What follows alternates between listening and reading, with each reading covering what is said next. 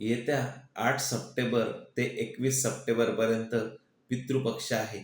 चांगली संतती, संपत्ती आणि प्रत्येक कामात यश, विजय आणि स्थिरता देण्याचे काम जसे देवाचे आहे, तसे पितरांचे आहे. तर काय करावे जेणेकरून हे सर्व आपल्याला प्राप्त होणार आहे? अतिशय सोपा उपाय आज मी आपल्याला सांगणार आहे. हा उपाय आपल्याला 15 दिवस करायचा आहे, जेणेकरून आपल्याला पितरांचा आशीर्वाद हा प्राप्त होईल आणि प्रत्येक कामात आपल्याला यश मिळेल. तर उपाय काय करायचा आहे? आपल्या घरामध्ये ब्रह्मस्थानामध्ये उभे राहून दक्षिण दिशेकडे तोंड करून पित्रस्थ गेलेल्या व्यक्तींचं स्मरण, चिंतन करायचं आहे. त्यांना नमस्कार करायचा आहे आणि सुंदर अशा जीवनासाठी थँक बोलायचं आहे. धन्यवाद. कुंदन जोशी, लक्ष्मी वास्तू.